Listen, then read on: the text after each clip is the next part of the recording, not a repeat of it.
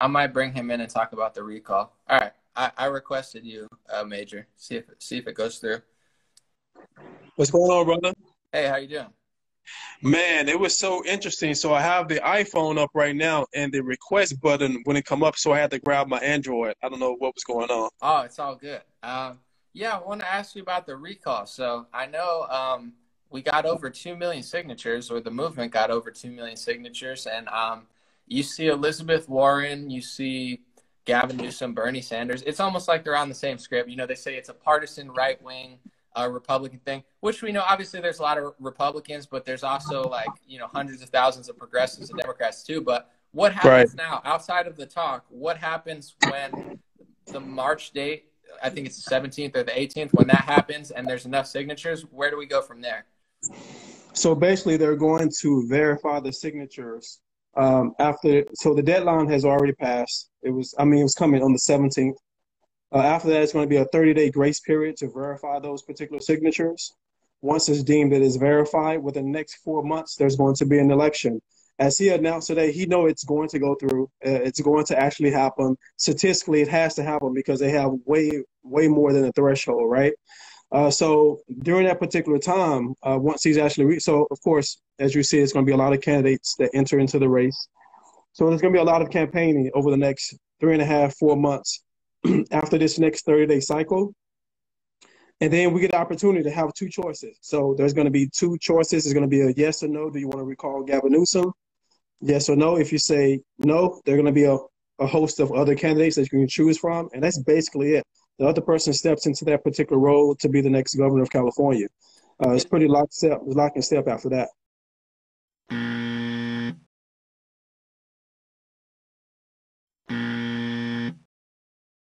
I'm a native Angelino. I was born and raised in California. I love my state. I love the people in this state. But it is an absolute wasteland right now. Every freeway bridge is full of people living in tents. There's excrement on our sidewalks. It's unsafe. Crime has gone up. And when it comes to coronavirus, I mean, the fish rots from the head down. Let me just mention that while Americans are encouraged to shelter in place, encouraged to practice social distancing, no eating indoors at restaurants, you know, he was seen at the French Laundry meeting up with his lobbyist buddies. That is unacceptable. I have not seen competent leadership from Gavin Newsom, and I will state on this show, every single member of my family signed our names, provided our signatures to recall him. Wow. Is there any chance, because I know people said, you know, he's going to check a lot of the signatures and they were aiming for that 2 million mark. Is there any chance that he can get that down below like the 1.5 million, or you think it's almost guaranteed? That's why he's freaking out. Yeah, I mean, when you have it, so it's all a numbers game. That's why they went far above and beyond. So the completion rate for the actual verification from the pre-verification is at 82%. So, you know, they've tried this recall many times before. Never has it reached over this particular threshold. And it's because of what I've been telling everybody. And I think you talked about it a little bit. Everyone is united in frustration. It's not a partisan, just a recall. It's not just a Republican recall. This is a California recall. Yeah. So my question is, and you might know better than me, but this worked before with Arnold Schwarzenegger, right? That's how he got into office through recall. Is that right? Yep. And so when that happens and there's all these candidates, I'm hoping there's going to be more Democrat and progressive candidates too, because I know I've had Democrat friends I've talked to at a church, and they were like, I thought they were Republican the way they were talking. And I was like, yeah, man, hopefully a Republican runs. And they were like, Republican? They're like, we want a Democrat to run. And I was like, oh, yeah, for sure. No, but I was happy that they were Democrat, and still, like, no one liked him because they were mad at the school thing. They were pointing to other liberal states and saying they're back at school and we're not back at school. So it really has become a bipartisan effort. I don't know very many people who like them. So this is the question everybody's wondering. And I've mentioned this a few times because I've chatted with you, and you have, I think John Cox wants to throw his hand in the ring, Kevin Faulkner of San Diego. You have other people who've mentioned it. I think Chef Brule, Cernovich, I don't know how serious they are, but they've been like just lightly mentioning it. You've put in a lot of work. What happens if in a month or two, whatever happens, everyone's campaigning. Obviously, it's going to go through and there's going to be election. Is there some sort of thing on the right wing where you guys come together and say, okay, we might botch this if everybody runs, like, let's rally behind me, or, I'm sure everybody wants to do that. What happens at that point? Because I know a lot of Republicans are thinking that. Yeah, I think we have to be very mature about the situation. Me being kind of like a rookie in this particular space, I've already reached out to certain individuals to have that initial sit down. I will tip my hat to John Cox. He did have a sit down with me. We had a lunch and we discussed a lot of different things during that particular conversation.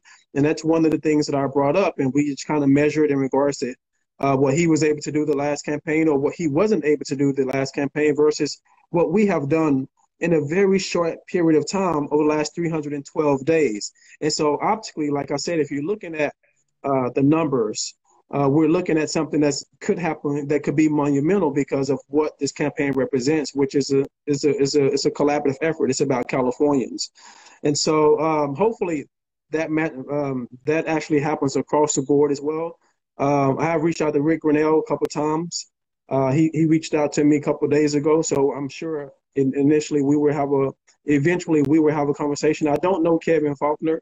I know some people close to him that actually asked him to have the conversation with me or to step aside, because I'm not going off of just because it's me. I've actually been out there for the last 300 plus days talking to Californians, and I got a good feel for what people are looking for, and it's an alternative, not a career politician. We've tried that route before in regards to so-called alleged qualified.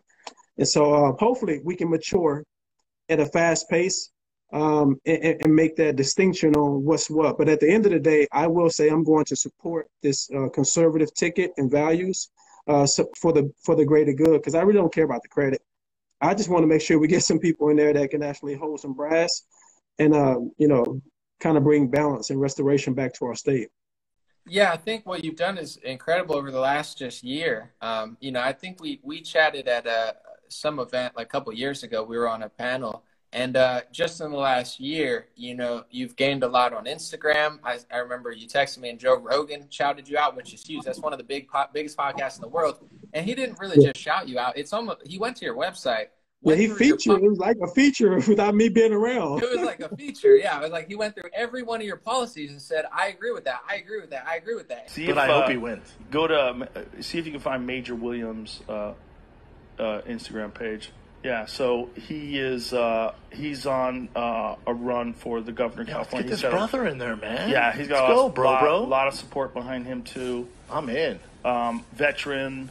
Fuck and look at his positions. He's anti-mandatory vaccinations, anti-human trafficking, anti-voter fraud, anti-high taxes, anti-over-regulations, anti-hate groups, anti-socialism, anti-communism, anti-online censorship, anti-defunding the police.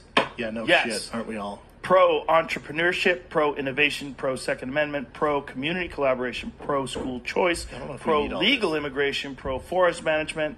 All these things are good. Pro-armed forces, pro-first responders, pro-firefighters, pro-law enforcement officer. And Rogan, although he has a big right-wing audience, he still has a big liberal audience and considers himself left-wing. So you have maybe the biggest, liberal, bipartisan liberal in the country show you on one of the biggest podcasts and really just go through, like, it was a long time too, and being like, this makes sense, kind of pitching it to both sides. So that's huge. I think John Cox, he ran, and when I was on, it's not all about social media, but when I went to his YouTube channel, like, I was looking up his stuff because I'm like, man, I don't want Gavin Newsom to win. And it had like 500 views, 300 views. So I'm like, nobody's really looking for this guy. So, you gotta also factor in he raised $19 million anomaly. Imagine what we would do with $19 million as far as getting the word out and connecting with people, connecting with voters or whatnot.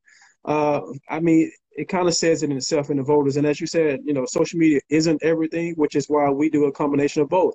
I've been out in actual communities all across this entire state, and we're not going to stop that component as well. But this is important to be able to have these kind of engaging moments and create these, conversations.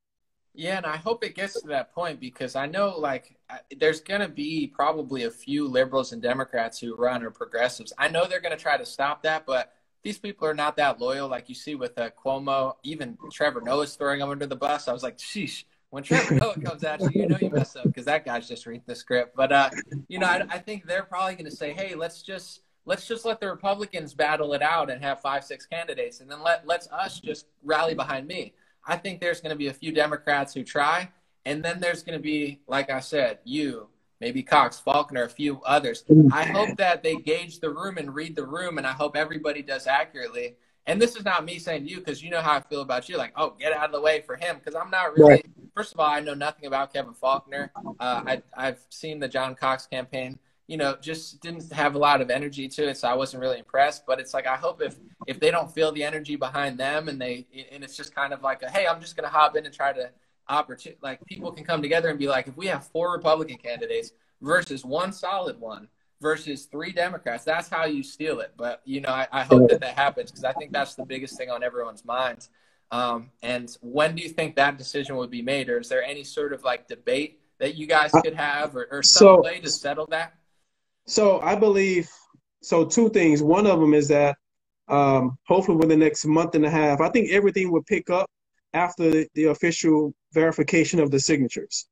I think if Rick Grenell is going to run, that's when he's actually going to announce that he's going to run, when it's so-called real, right? I got you. Once that actually happens, that changes the entire dynamics from my campaign, you know, running the campaign for 2022 versus, oh, okay, this is about to happen like in the next 4 months, right? And so we'll address it as the time comes. But I think, you know, I'm open for those particular conversations. I've already reached out very early on and let people know where I stand. And hopefully, if I'm a good enough, you know, communicator and messenger, I can try to bring them to the table and let them see what this campaign has done in a very short amount of time. But, man, thank you so much for having me on here. We're about to do a live session on my live right now at 11. Okay. So I got some people waiting or whatever, but I will be out there next week. So I'm going to reach out to you. Just text me. I got one more question real quick. If Rick Grenell does run and say, you know, he's got a lot behind his name as well, what's that conversation between you and him there? Is there a chance that you guys merge somehow, or are you both kind of going to go for it? Well, I don't know Rick Grenell personally, so it would be a building opportunity. I don't know what he's done. I don't know what his pedigree is, but the conversation is kind of universal. I feel like under the Republican umbrella, especially in California, with the timing and the height that we're in right now with social justice warriors or whatever, the Republicans need to offer an alternative. And I feel like our campaign fits that alternative. Rick Grenell is right next to President Donald Trump. President Trump is the biggest emotional trigger for liberals, especially here in California. So from a strategic standpoint, you have to look at, yes, you may get a lot of Republican votes that love Trump, but at the same time, no Republican can win an actual election with just Republican votes. And that's my sentiment. No, well said, well thought out. Yeah, text me when you're around. We'll chat soon. Great talking to you. Good luck with everything, and congrats on, you know, looks like it's going to really come to fruition here with the 2 million signatures. Yes, sir. Thank you, man. I'll talk to you in a bit. All right. Talk to you soon, Major. Okay.